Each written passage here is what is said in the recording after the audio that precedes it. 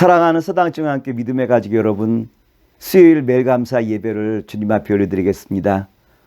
오늘의 성경 말씀은 로마서 15장 14절로부터 21절의 말씀을 가지고 성령의 능력으로 라고 한 말씀의 제목으로 말씀을 사모하기를 원합니다.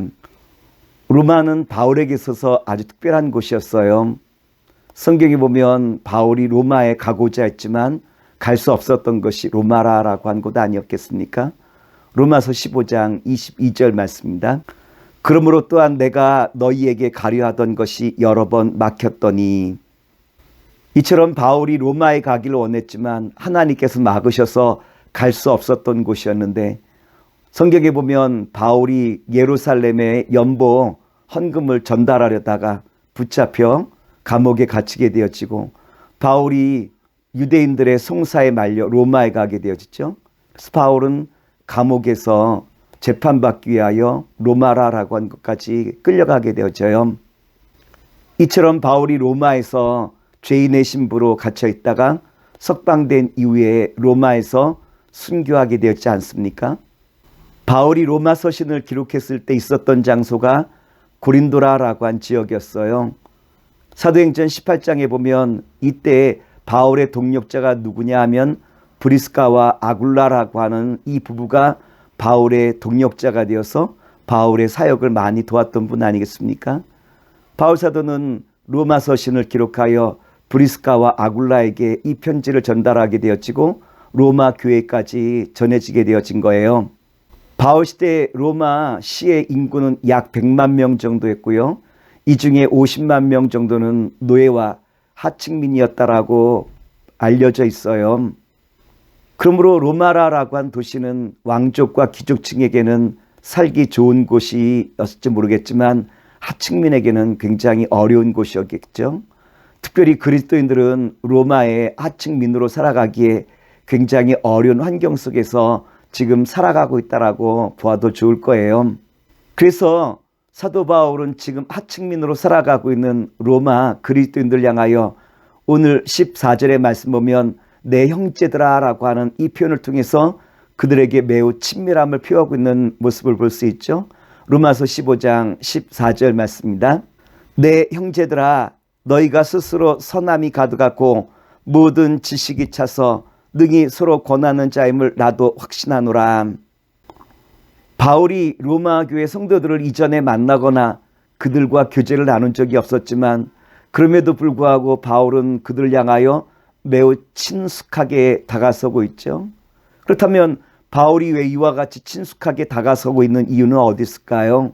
로마서 15장 15절 말씀입니다.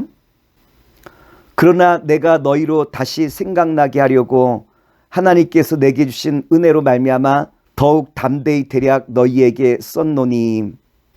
15절에 보면 바울 사도가 대략 썼다라고 말씀이 기록되어 있죠. 바울이 대략 기록한 이유는 어디 있을까요? 자세히 기록한 것이 혹시 그들에게 군림한 것처럼 보일까봐 조심스러워서 간략하지만 겸손한 마음을 담아서 로마서 서신을 기록하고 있는 바울의 그 마음을 우리에게 보여주고 있는 것 아니겠습니까?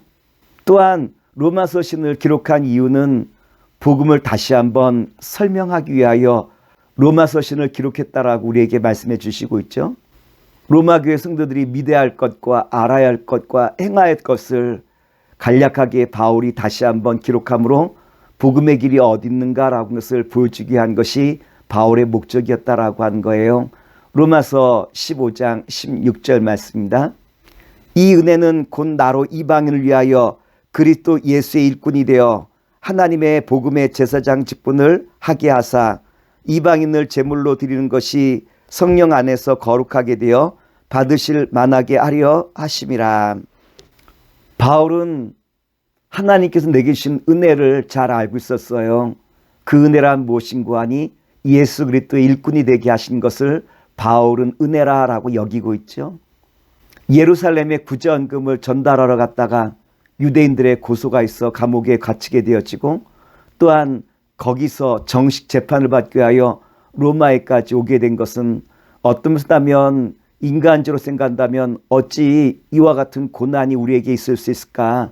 하나님의 사역을 하는데 왜 우리에게 이와 같은 어려움을 주실까라고 우리는 그렇게 생각할지 모르겠지만 바울은 이 모든 것이 하나님의 은혜라라고 한 거죠. 나를 예수 그리스도의 일꾼으로 삼으시게 하여 이 모든 것을 주님께서 예비해 두셨다라고 한 것이 바울이 바라보는 믿음의 관점이라고 한 것이었어요. 그래서 바울은 데살로니가후서 3장 13절에서 우리에게 이와 같이 말씀을 주시고 있어요. 형제들아 너희는 선을 행하다가 낙심하지 말라. 미국의 웰치라라고 하는 선교사 지망생 청년이 있었어요. 아프리카에 선교사로 가기 위하여 준비를 열심히 했는데 아내가 아프리카에서 살 수 있는 체질이 아니었기 때문에 아프리카 선교사로 가는 것을 포기하게 되어지고 웰치라라고 하는 청년이 많이 실망했지만 그가 기도하는 중에서 가서 선교하는 것도 중요한 선교이지만 선교사를 후원하는 것도 중요한 선교라고 한 것을 알게 되었죠. 저가 부친이 일했던 성만찬 만드는 포도주를 만드는 일을 도와 저가 포도주 주스를 생산하게 됐는데 가장 값싸고 좋은 포도주를 만들겠다라고 한 일념으로 이 포도주를 만들게 되었지고 이것이 데이트가 되어서 많은 돈을 벌게 되었죠. 이것을 가지고 선교 사업에 많은 도움을 주었다라고 하는 이 청년이 웰치라라고 하는 청년이에요. 때로는 왜 나에게 이와 같은 시련이 있을까라고 우리는 생각할지 모르겠지만 주님께서는 또 다른 길을 우리에게 열어주시고 그 길을 걷게 하시는 능력도 또한 우리에게 주시죠. 오늘 사랑하는 믿음의 성도 여러분, 우리가 바라보는 관점을 조금만 열어서 주님께서 우리에게 주신 새로운 문들을 열어나갈 때 새로운 역사가 시작됨을 다시 한번 바라보실 수 있기를 기도하겠습니다. 특별히 16절 말미에 보면 이방인을 제물로 드린다라고 한 표현이 있죠. 이스라엘 백성들은 이방인과 상종하지 않아요. 그래서 이방인과 관련된 것은 절대로 제사에 사용하지 않겠죠. 그러나 바울은 이 일이 성령 안에서 거룩하고 하나님께서 받으실 만한 일이라고 우리에게 말씀을 주시고 있지 않습니까?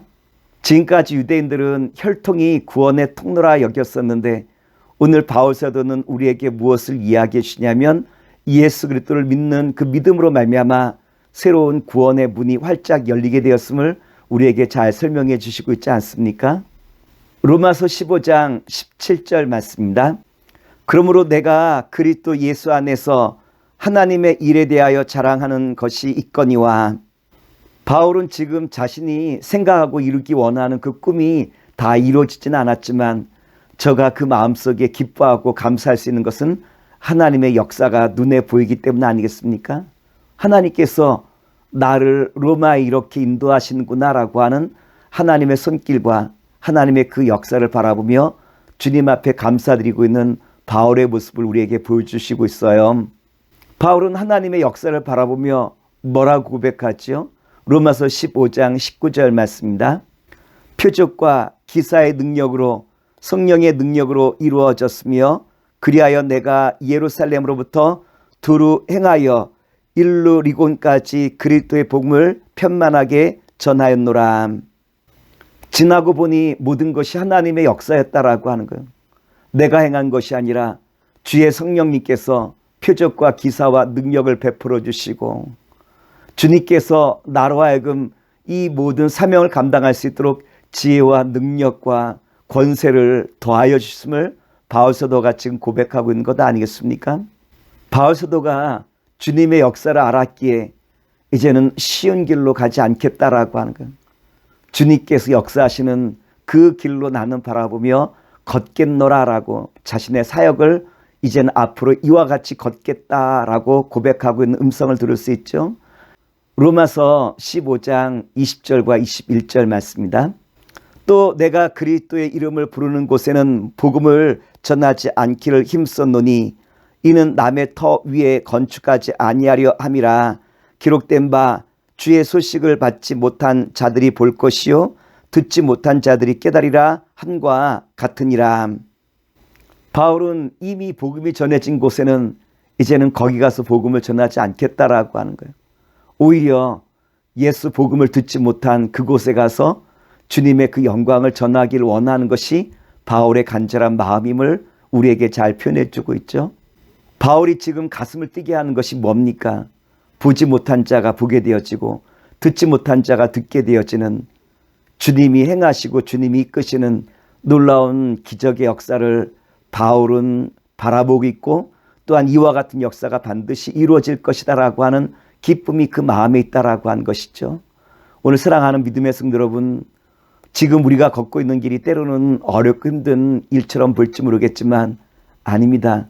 주의 역사가 함께하는 곳에서는 반드시 주님의 기름 부으심이 넘쳐나게 되어지고, 또한 주님의 역사가 이루어짐을 여러분 다시 한번 확신하면서, 때로는 교회에 벌어지고 있는 많은 크고 작은 문제 가운데 거기에 집중하지 마시고 하나님 나라와 그 영광을 바라보는 가운데 주께서 이끌어 나가실 놀라운 축복의 역사를 바라보며 주와 함께 늘 동행해 나갈 수 있는 주의 거룩한 자녀와 백성 되시기를 다시 한번 기도하겠습니다.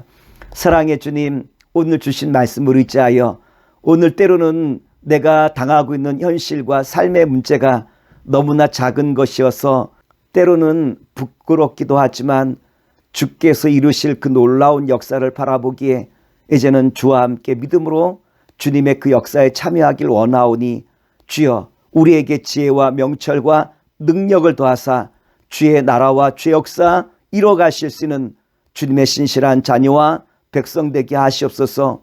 주께서 모든 것 이뤄가심을 믿고 예수님의 이름으로 감사하며 기도드나이다. 아멘.